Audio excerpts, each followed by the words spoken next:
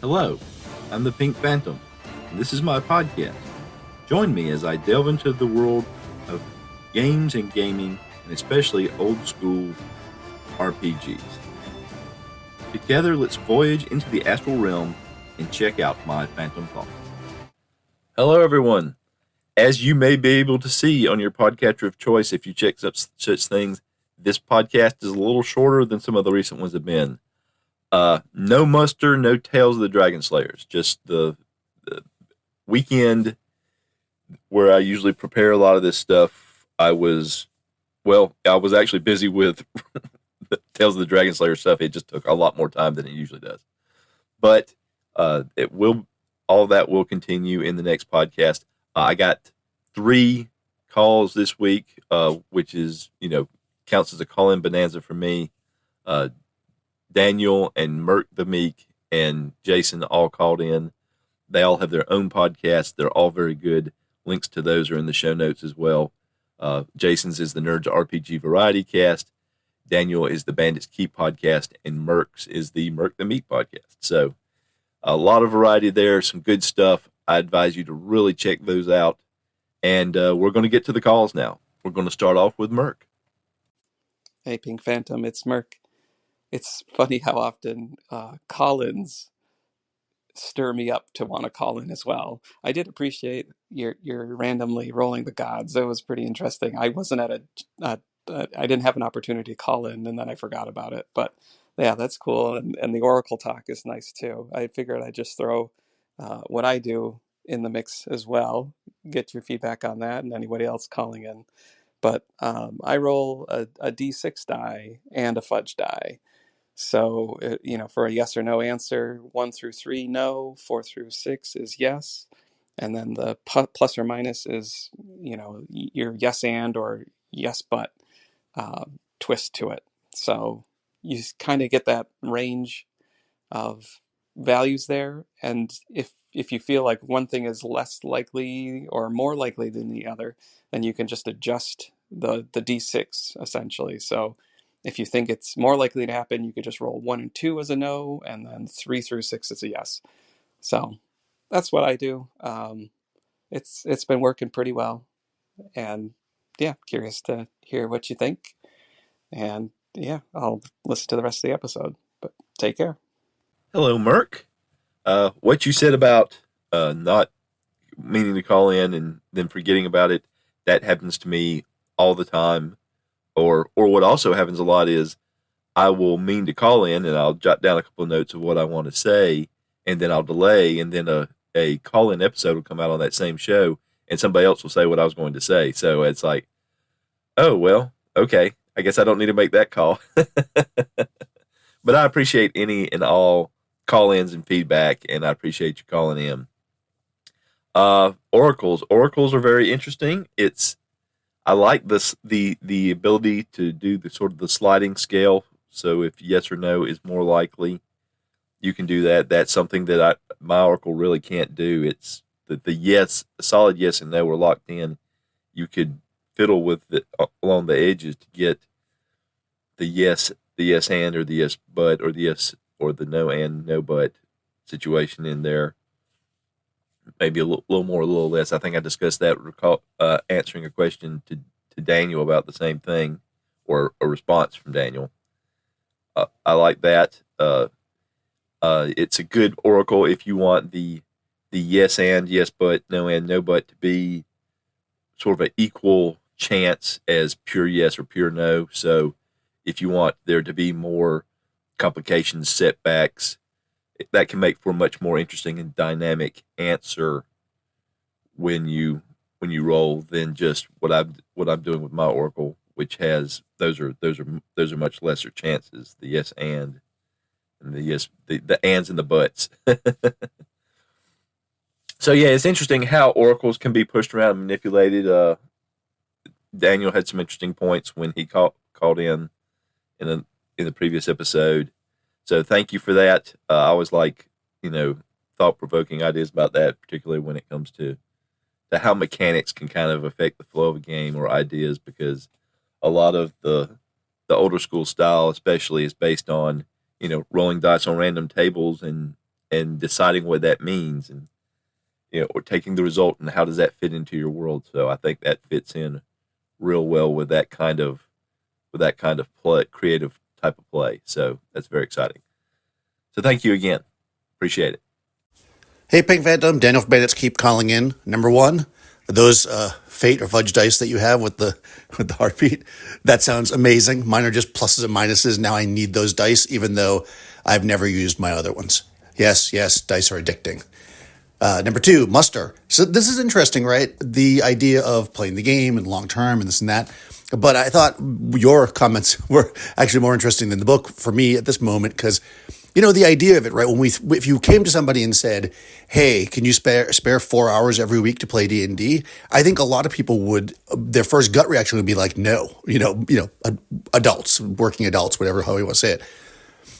But I think that what it comes down to is priorities, right? We have to decide what we want to do. We only have so much time. If I want to practice a hobby, I want to, learn how to play the guitar, I want to exercise, I want to, watch my favorite sports team or whatever, but I only have so many hours that I'm not working, not doing other obligations, let's say for family or whatever. So I have to decide where I want to spend my time. And I think that that's what people have to do. And it's, and it seems almost a little bit mean to say that, but I've had that situation with people where I've talked to them and they didn't want to make the commitment. I say, okay, I'm starting a campaign. It's weekly on these days. And they're like, oh, I can't do every week. And that's fine. It's good if people know that. And I think as players, we should be honest. This is where the situation I'm in right now. My schedule is kind of in flux. So I've been offered several times that people have been pointed out campaigns that we're running that people could join or, straight up offered. And I haven't been able to do it because I know that I won't be able to commit because I have other things going on. But when it comes down to it, if I really, really get the itch and I really want to join a campaign, then, I'll find the time to do it and I'll sacrifice something else. Maybe I won't watch every game and I'll just listen to the recap. Or maybe I'll, move around a different hobby. And instead of doing something on this day, I'll do something on another day. And I think that's just the nature of it. They say, as always, that most like D&D campaigns and stuff end up breaking up because of exactly that, right? Scheduling and timing. So I do think that's the hardest part.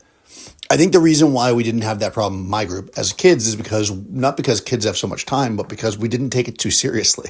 We didn't play every week. Sometimes we play every day for a week. Sometimes we wouldn't play for 2 or 3 weeks.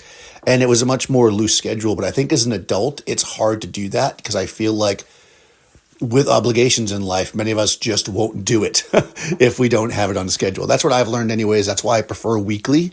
I also prefer shorter games. I feel like, especially because I play a decent amount online, but even in person, I actually think weekly shorter games is a better option for me than bi-weekly longer games. It's easier for me to go, oh man, I'm really busy today, but I can pull 2 hours to the side to do it, because that's normally time I might watch TV or look at YouTube videos. I can just not do that day and play D&D for 2 hours. But 4 hours does become a larger commitment, especially if you're, let's say, playing online and you have a family and you have to step away from them and sit in a room for 4 hours by yourself. It does seem a little bit odd.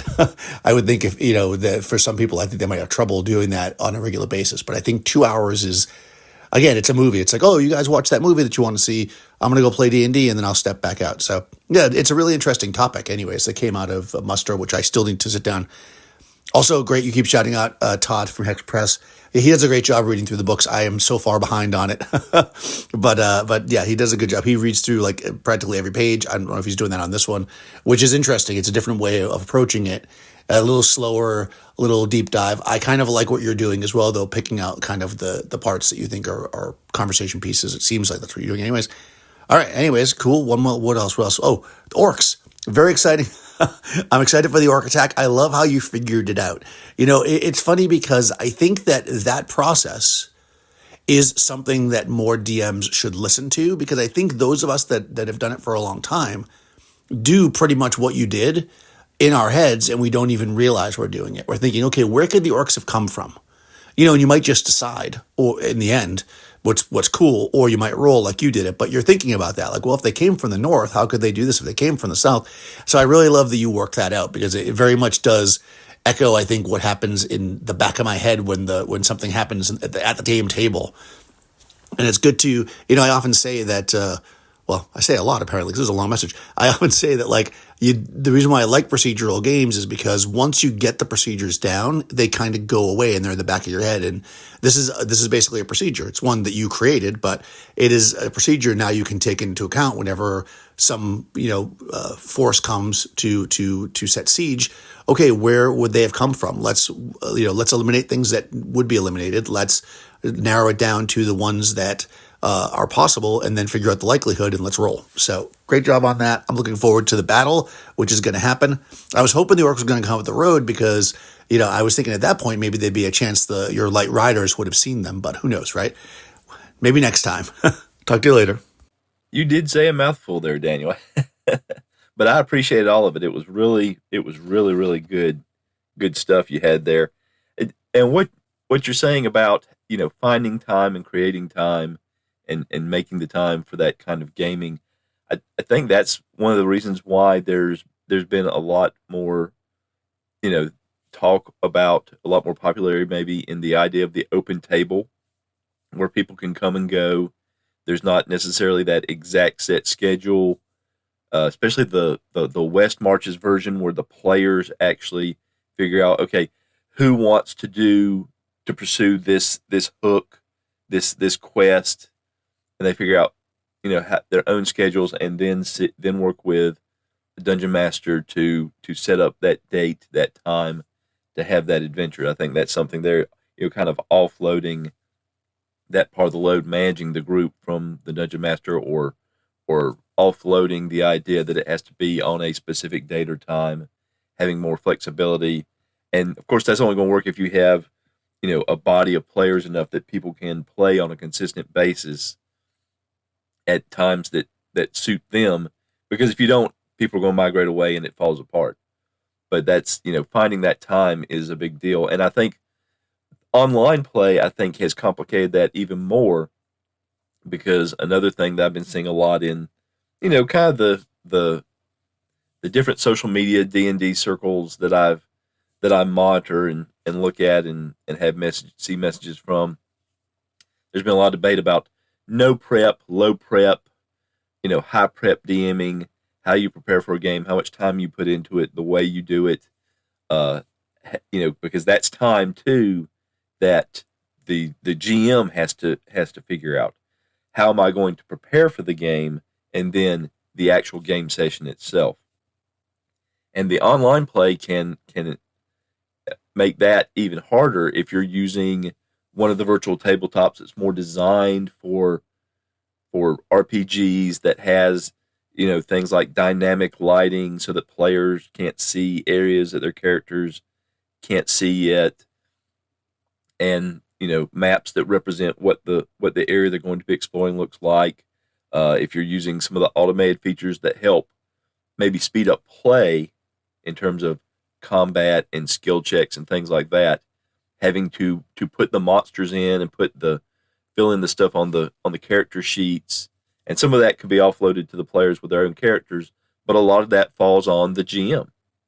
So the GM has to put in the time to upload that. And of course, a lot of these VTTs, they have a paid model. They're trying to make money. It's a business. If you want to use it, ones that can't just be hosted on one person's computer. And so if it's something that you can't justify the cost of, and you're just using the free version, then the assets you can use are limited in terms of usually in space. So you have to pull stuff down, upload stuff, fix stuff, get stuff ready. And then there's the navigating of the interface part itself. I've heard that on some live plays that I've listened to, where somebody's interface isn't working right, or they don't know where something is because they haven't used that particular part of it yet. So people are having to navigate through, and that takes away from the gaming time, because you're doing the interface. You're doing kind of tech support. So, and all that factors in, because like you say, there's only so much time. And if you have a 2-hour block for gaming and you spend 10 or 15 minutes kibitzing around at the beginning and end, or maybe you get off track in the middle, some kind of in joke, or you spend another 10 minutes, 5 or 10 minutes, a couple of times trying to trying to navigate the interface or trying to set things up where a map doesn't come up right, then that takes away from your 2 hours. You spent 15 minutes kibitzing, you spent 10 minutes fiddling with the interface, and now you're a half hour down. So you're only going to get an hour and a half of play in. So that all factors in, and that's me saying a lot about you saying a lot. And I appreciate what you said about me working stuff out. I like working some of that stuff out in my head. It's, sometimes it's stuff that just pops up. It's like, okay, well, how did they get here? Where are we? That's one of the things I like about rolling on some of the random tables that I've been doing, is figuring out, what that means for broader strokes for the world as the world is being developed. I haven't developed a lot of the world beyond the immediate vicinity, and that could have impacts later. Say, oh, well, this makes sense for this. That's something that could have implications down the road without planning it out in advance. So that's an interesting avenue I've been going over, in my mind, or scratching ideas down on paper and things like that. So thank you for the call. Always appreciate when you call in. Always good thought-provoking stuff. Hey, great show, episode 74. Really enjoyed it, and I love the fact that 75 might be the big work battle. So very fortuitous, and I'm looking forward to hearing it. Take care and keep up the great work. If I don't talk to you before then, have a happy holidays and a wonderful new year. The Orc Battle. Yeah, it was fantastic, and I haven't had time to put everything together for a podcast, so there's not going to be, unfortunately, a review of what happened in the Orc Battle this week. I've still got to put things together. I decided, as I did with the Brigand versus Nomad battle, again, to do everything in AD&D and do it single person instead of, combining people 1 to 10 and things like that. I wanted to see, push it one more time and see how long it took, and it took. I think actual battle ended up taking about 6 or 7 hours, but it was some of that was just manipulating sort of the pieces of trying a different way of representing the forces on the board, and I think it worked out well for me being able to see what's going on and move stuff around and everything, but it was a little more fiddly than I would like it to be. It didn't work quite as well. I have some flat, not plastic, but flexible terrain that I laid down on a little game mat, and I had some little cardboard pieces that I was putting some 8mm dice on to represent the different forces and trying to push them around, but there's just enough, the terrain is just thick enough that you're having to raise stuff up and dice slide with this way and that way. So it didn't work quite as well as I expected, where I thought I could be able to just push units around the board. I'm still going to experiment with that. I'll probably, with these big forces now, I'll probably start going to something else that's a little more manipulable.